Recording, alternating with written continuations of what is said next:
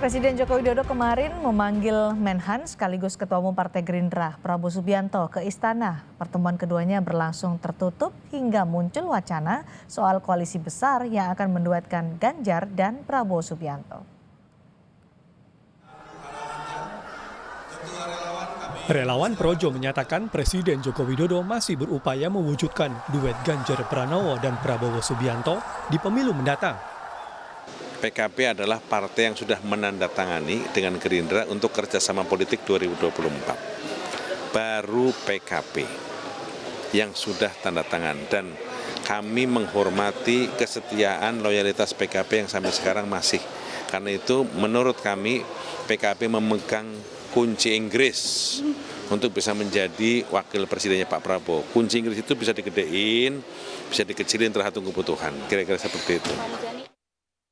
Sebelumnya, Prabowo sempat menyebut peluang duet antara dirinya dan Ganjar agak sulit terjadi, sebab dirinya dan Ganjar sama-sama dicalonkan sebagai capres oleh parpolnya masing-masing. Partai saya mencalonkan saya sebagai capres, dan partai saya agak kuat juga sekarang. Ya, beliau sudah dicalonkan capres, ya. Kecuali nanti ada perkembangan dinamika. Oke, jangan berandai-andai, ya.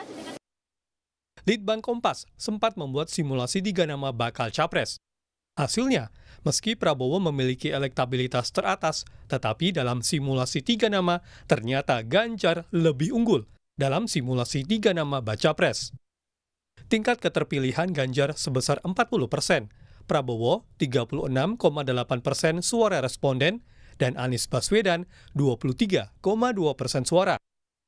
Arah dukungan Jokowi khususnya pada 2 bakal capres Ganjar dan Prabowo semakin ditunggu. Saat menghadiri acara puncak musrah relawan Jokowi di Istora Senayan, Jakarta 14 Mei lalu, Jokowi mengungkap kriteria pemimpin ideal yang dibutuhkan rakyat untuk memajukan Indonesia. Jokowi juga meminta semua pihak termasuk para relawan dan pendukungnya tidak terburu-buru atau gerusa-gerusu menentukan calon presiden. Oleh sebab itu sekali lagi,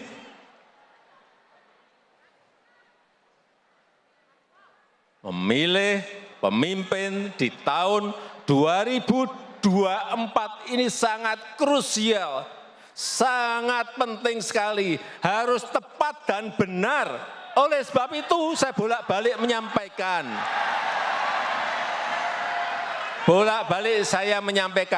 jangan gerusa-gerusu,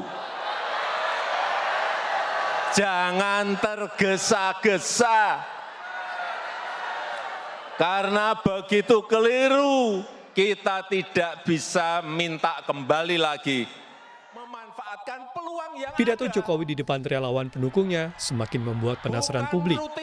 Jokowi belum pernah secara gamblang menunjukkan bakal capres yang akan didukungnya di pemilu 2024. Akankah Jokowi akan mewujudkan duet Ganjar dan Prabowo atau Prabowo Ganjar? Tim Liputan Kompas TV.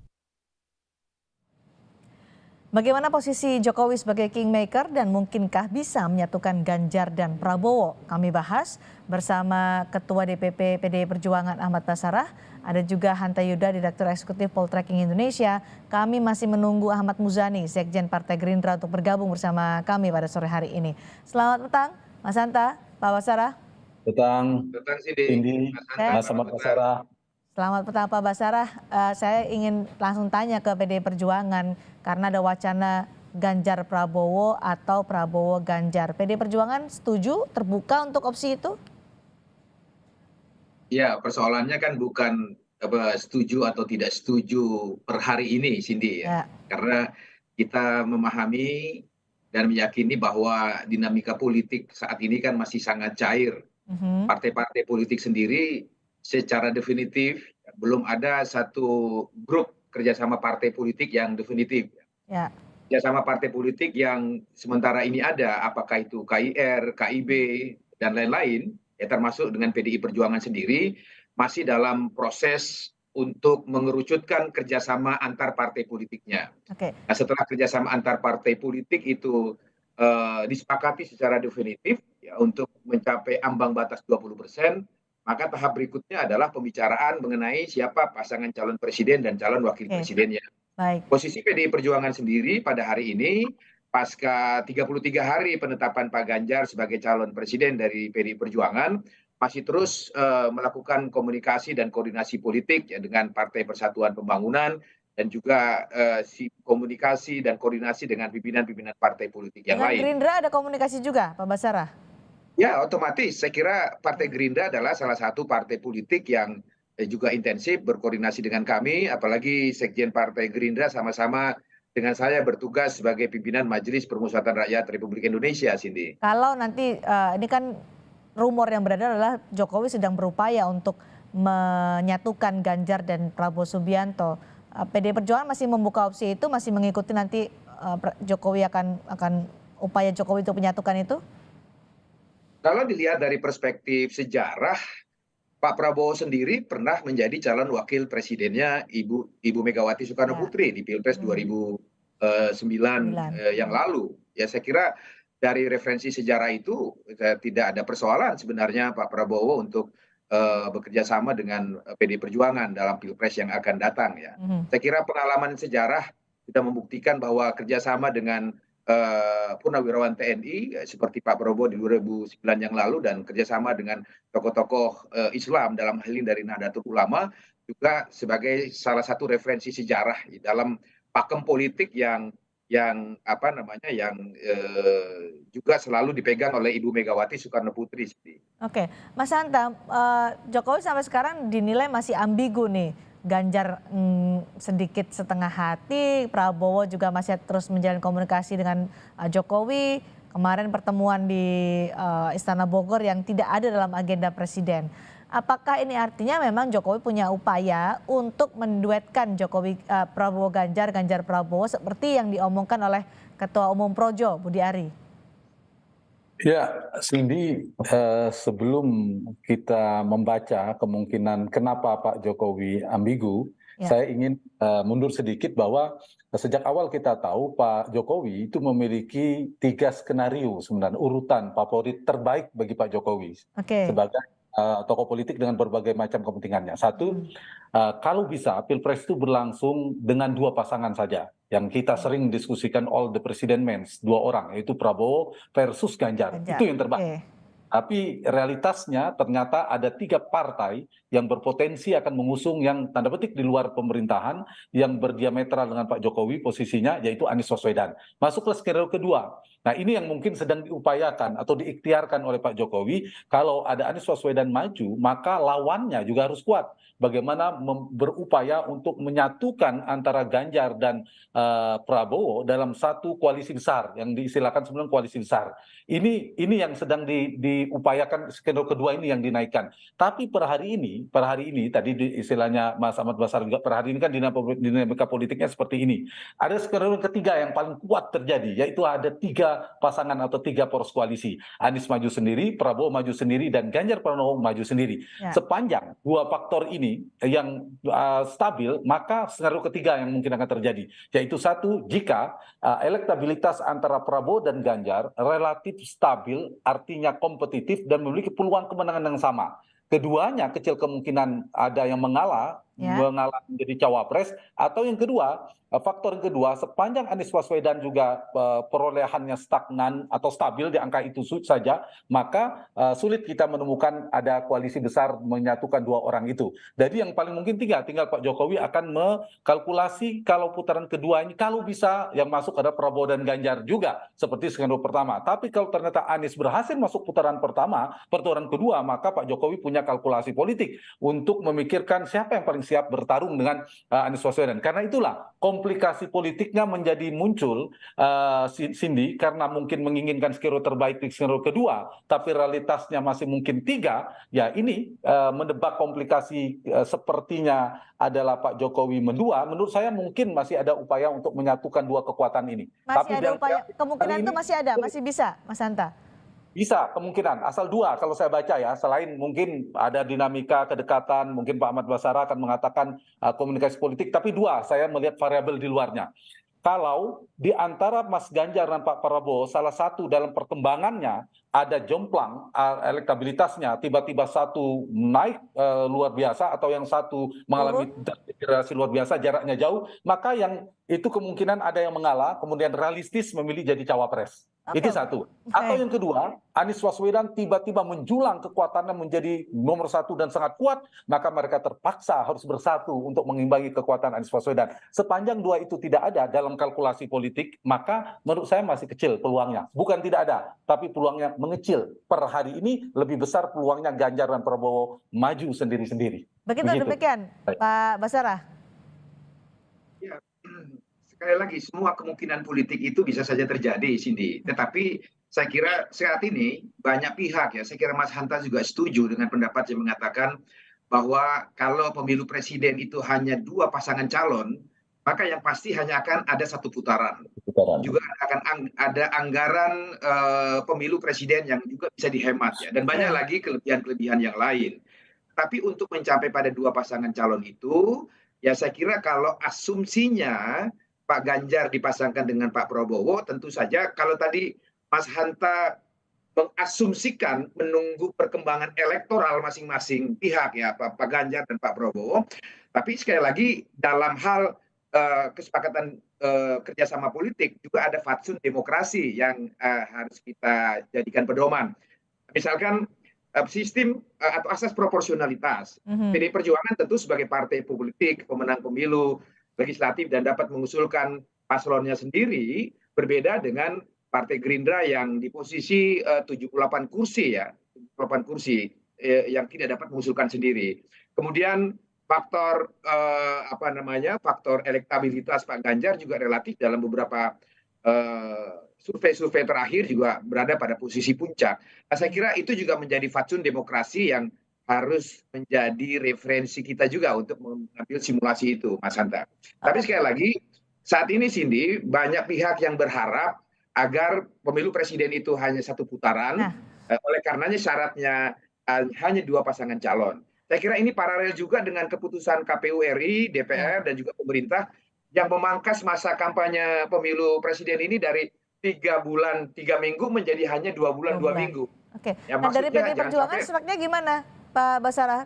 2 putaran atau 1 putaran? Ya, saya kira PDI Perjuangan dalam posisi yang semangatnya adalah menginginkan pemilu presiden ini betul-betul menjadi sarana konsolidasi bangsa untuk mencari pemimpin bangsa Indonesia setiap event 5 tahunan. Sehingga oleh karena itu segala cara yang dapat mengarah pada proses pemilu presiden yang efektif, yang damai, yang betul-betul menghasilkan pemimpin yang berkualitas, yaitu yang tentu menjadi referensi kami untuk dipilih, Cindy. Oke, Mas Hanta, kalau apa sih resikonya atau kelemahan keuntungan jika Pilpres itu berlangsung 2 putaran atau 1 putaran? Ya, itu memang secara konstitusi memang sudah disiapkan ya, terlepas soal efisiensi anggaran dan sebagainya.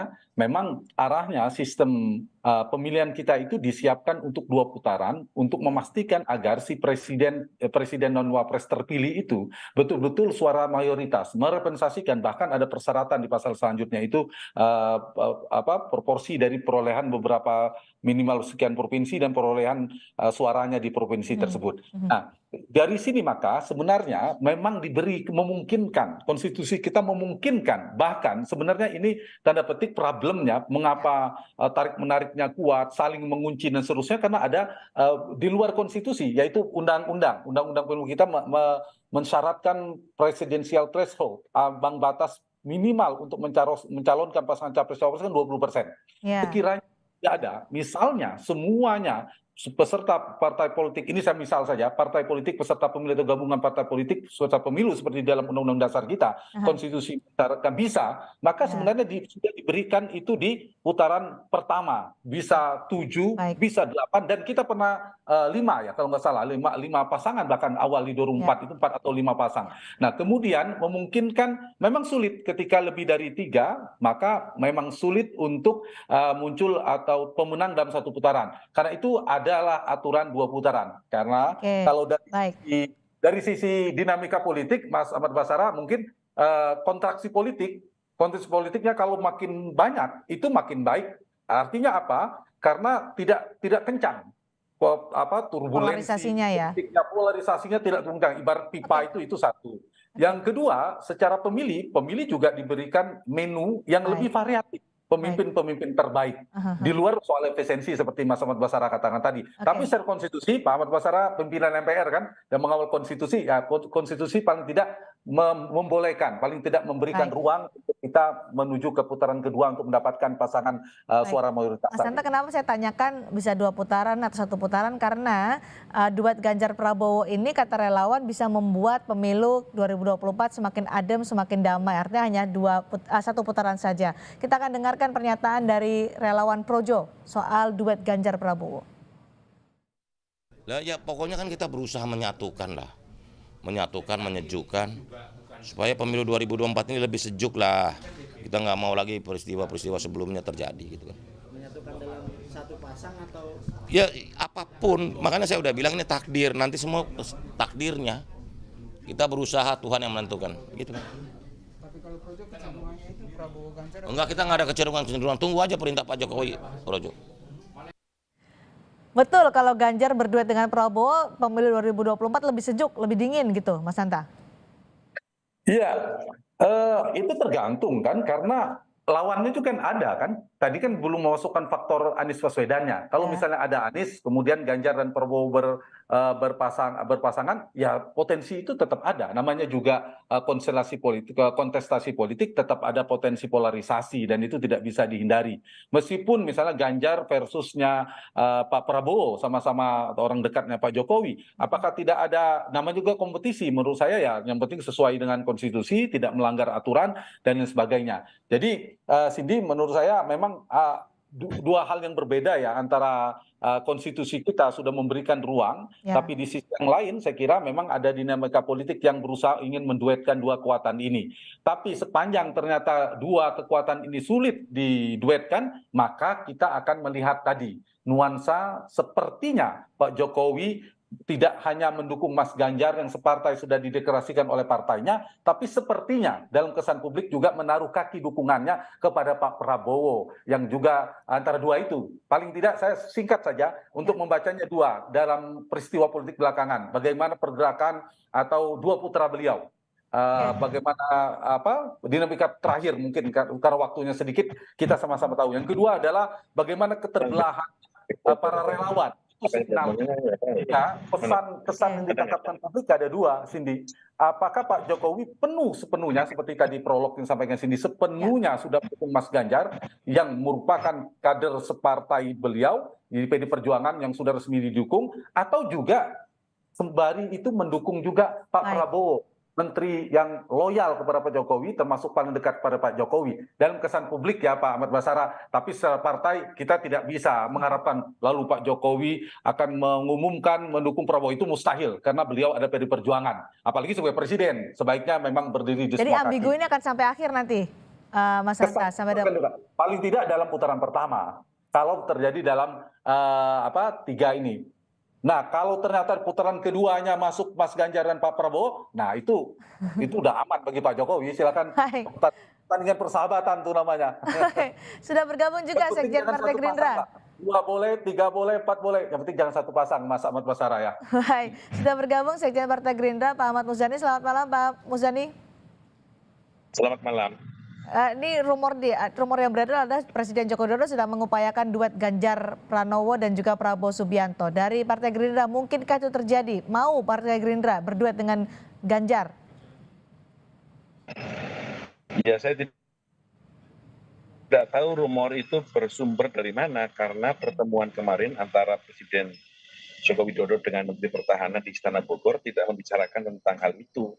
Dan saya kira apa yang sudah dideklarasikan oleh kami, Prabowo Presiden pada tanggal 12 Agustus 2022, kemudian dideklarasikannya Pak Ganjar, Mas Ganjar, sebagai calon presiden di tahun menjelang Hari Raya, saya kira sudah bentuk penghargaan dari masing-masing pilihan partai politik, sehingga kemungkinan untuk diduetkan saya kira apa bisa, itu juga menjadi pertanyaan kami gitu.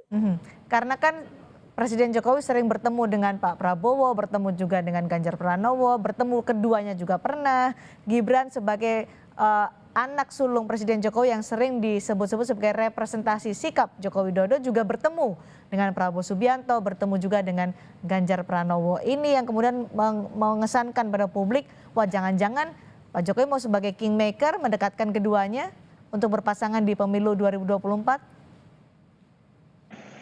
Ya, sebagai sebuah kemungkinan bisa saja, tapi saya belum melihat itu sebagai sebuah realita politik ke depan, karena bagaimana caranya ketika Ibu Mega sudah mendeklarasikan Mas Ganjar sebagai calon presiden terus bisa mengalah menjadi calon wakil presidennya Pak Prabowo, atau sebaliknya kami yang sudah mendeklarasikan Pak Prabowo sebagai calon presiden terus kemudian kami mundur selangkah menjadikan Pak Prabowo sebagai wakilnya Mas Ganjar misalnya, itu bukan sesuatu yang mudah, sehingga keribetan dan kerutan itulah yang menyebabkan agak optimismenya agak sulit terbentuk. Oke, Pak Muzani, tadi Pak Ahmad Basara menyatakan bahwa ya kita masih membuka kemungkinan apapun bisa terjadi. Dinamika politik saat ini masih posisinya adalah Ganjar Pranowo dan Prabowo Subianto. Ganjar di PD Perjuangan, Prabowo di Gerindra. Tapi opsi itu bisa saja terjadi. Kalau dari Partai Gerindra membuka kemungkinan untuk opsi itu, untuk kemungkinan itu berduetnya Ganjar dan Prabowo. Ya, sebagai sebuah kenyataan politik sih bisa-bisa saja. Saya kira apa yang dikatakan oleh Mas Bas, saya kira sesuatu yang mungkin saja. Tetapi problemnya adalah ada kerumitan di masing-masing partai politik yang sekarang ini mendukungnya, baik PDI Perjuangan ataupun Gerindra. Karena itu saya kira yang paling mungkin adalah saling menghormati dan menghargai atas apa yang sudah dideklarasikan dari partai masing-masing, di mana PDI sudah mendeklarasikan Mas Ganjar dan kami sudah mendeklarasikan Pak Prabowo. Kita menghormati sebagai sebuah ikhtiar untuk membangun bangsa yang lebih baik, untuk mendorong kader masing-masing berbakti dan berkhidmat bagi bangsa dan negaranya yang lebih baik, dan biarlah kemudian rakyat memberikan putusannya. Akan tetapi saya kira dialog dan pembicaraan di antara kedua partai tidak boleh putus. Silaturahmi di antara Gerindra dan PDIP tidak boleh putus, bagi baik kadernya, calon presidennya ataupun para pemimpinnya. Itu saya kira lebih realistis. Kalau begitu opsinya masih bisa terbuka ya, komunikasi terus dibuka, apapun bisa terjadi. Kalau tadi Pak Muzani bilang Gerindra mengalah dengan Prabowo sebagai capres Ganjar Pranowo, sepertinya agak rumit, agak ribet. Kalau dari PDI Perjuangan, mungkinkah Ganjar Pranowo kalau jadi duet ini terwujud menjadi cawapresnya Prabowo Subianto? Mungkinkah itu mengalah? Meminjam statementnya Sekjen PDI Perjuangan, Mas Hasto Kristianto, dia pernah mengatakan dalam sebuah wawancara media dengan menggunakan analog atau istilah, bahkan matahari terbit dari barat pun Pak Ganjar tetap akan sebagai calon presiden.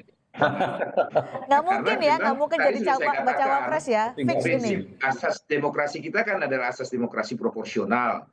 PDI Perjuangan, partai pemenang pemilu, dapat mengusung pasangan calon presiden sendiri. Alhamdulillah setiap disurvei oleh teman-teman surveyor seperti Mas Hanta, PDI Perjuangan selalu menempati elektabilitas tertinggi, dan elektabilitas Pak Ganjar juga demikian.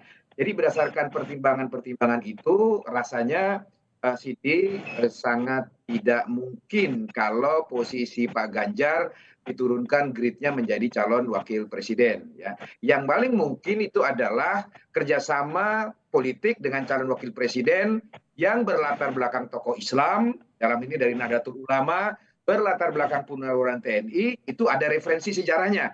Yang belum ada referensi sejarahnya ini dengan calon wakil presiden yang berlatar belakang pengusaha murni, itu belum ada sejarahnya sejak presiden, wakil presiden dan calon presiden dan seterusnya di beberapa pemilu pilpres yang lampau.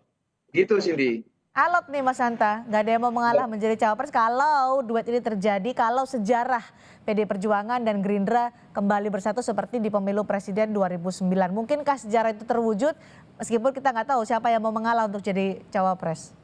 Saya melihat dari per hari ini ya, belum ada tanda-tanda akan bergabung dalam satu koalisi.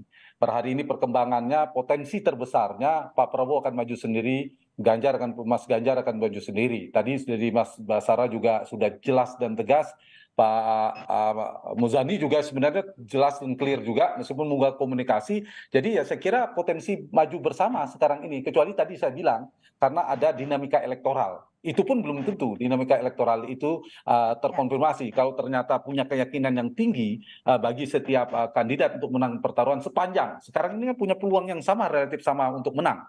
Kedua-duanya, baik secara elektabilitas partai juga, Gerindra ada tren naik, meskipun memang PDIP masih di atas, mendekat jaraknya, paling tidak di survei Kompas terakhir ini. Kemudian kedua, dari elektabilitas juga naik turun, mereka bersaing ketat. Nah, dari sisi ini maka, Cindy, saya pada analisis saya awal, maka peluang akan maju bertarung masing-masing sangat kuat. Jadi peluang bertandingnya lebih kuat. Di putaran kedua saja dua pilihan, tetap bertanding.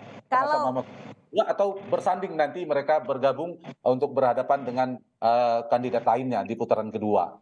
Kalau duet Ganjar Pranowo, Prabowo Subianto siapapun jadi capres-cawapresnya tidak terwujud, apakah ini akan menguntungkan Anies Baswedan? Ya saya kira iya, itu jelas ya, tidak terlalu sulit untuk memprediksinya. Maka kalau ini bergabung dua kekuatan besar, akan ada 3 capres kuat ya secara elektabilitas, ada 2 yang bergabung, maka memang semakin kuat kekuatannya. Meskipun tidak semuanya akan bergabung, pasti ada yang semakin senang, ada juga kecewa berpindah misalnya. Tapi dari sisi Mas Anies Baswedan, maka kalau 3 pasangan itu lebih menguntungkan dari sisi Mas Anies, sehingga ada peluang untuk bertarung masuk putaran kedua. Siapa yang paling berpeluang masuk putaran kedua? Semuanya punya peluang, baik Pak Prabowo, Mas Ganjar, termasuk juga Mas Anies kalau ada 3 pasangan.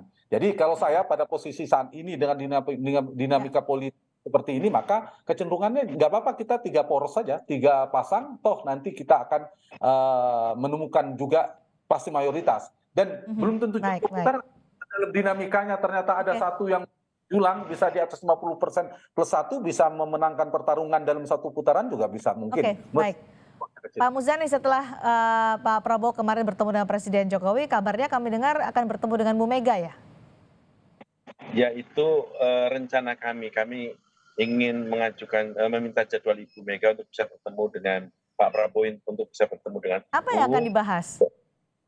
Ya tentu silaturahmi, karena Pak Prabowo sudah cukup lama tidak berjumpa dengan Ibu Mega, dan sejak hari raya kan sampai sekarang belum berjumpa, sehingga saya kira pertemuan antara Pak Prabowo dengan Ibu Mega itu menjadi penting, paling tidak itu sebagai sebuah pertemuan dan silaturahmi di antara para pemimpin. Akankah membahas koalisi besar antara PDI Perjuangan dan Gerindra? Ya karena belum terjadi tentu saya tidak, paling tidak itu silaturahmi untuk apa? Untuk memberi pemahaman yang sama meskipun kesepakatannya mungkin nanti berbeda, paling tidak itu sebagai sebuah cara kita mendialogkan bagi para pemimpin bangsa tentang masalah-masalah pelik demokrasi dan bangsa ini. Oke, terakhir untuk Mas Hanta, dengan dinamika saat ini apakah Jokowi bisa disebut sebagai kingmaker atau nanti Jokowi sedang berupaya tetap keputusannya pada Megawati Soekarnoputri sebagai Ketua Umum PDI Perjuangan? Ya, ini kedua-duanya kingmaker. Tapi yang dari sisi pemegang boarding pass pastilah Ibu Mega dan ketua umum yang lainnya. Pak Jokowi tidak bisa mendaftarkan tanda tangannya, tapi punya pengaruh politik sebagai presiden, punya kedekatan dan lain sebagainya. Nah, karena itu saya kira memang akan ada 3 hal secara singkat. Satu, Pak Jokowi mungkin akan melihat kalau Mas Ganjar yang dukung sepenuhnya, ya saham politik terbesarnya pastilah Ibu Mega. Pak Jokowi tidak lebih besar dari Ibu Mega. Kalau dengan Pak Prabowo mungkin bisa langsung, tapi bukan separtai. Jadi ada plus minus. Yang kedua, Pak Jokowi tetap membaca, mencermati perkembangan elektabilitas Anies Baswedan, saya lihat. Dan yang ketiga, mungkin juga Pak Jokowi masih berikhtiar untuk menggabungkan 2 koalisi ini. Tapi kalau tidak bisa, saya kira kita akan menemukan seolah-olah tadi ya, mengesankan Pak Jokowi antara mendukung rekan separtainya, Mas Ganjar, atau tetap juga kepada menteri yang loyalnya yang cukup dekat, yaitu Prabowo Subianto. Kesan itu sulit untuk kita berhenti dalam waktu dekat. Kesan itu akan terus kita temuin karena berbagai macam dinamika politik, ya kesannya Pak Jokowi mendua, sulit dihindari. Tapi apapun, kira keduanya membuka ruang komunikasi. Itu dia. Itu poin paling penting. Gerindra, PDI Perjuangan membuka ruang komunikasi, akan ada pertemuan Prabowo Subianto dan juga Megawati Soekarnoputri, tentu akan menarik apa hasil dari pertemuan yang dibicarakan oleh kedua tokoh politik ini. Terima kasih Pak Ahmad Muzani, terima kasih Wan Basara, dan juga terima kasih Mas Hanta sudah bergabung di Sapa Indonesia malam hari ini.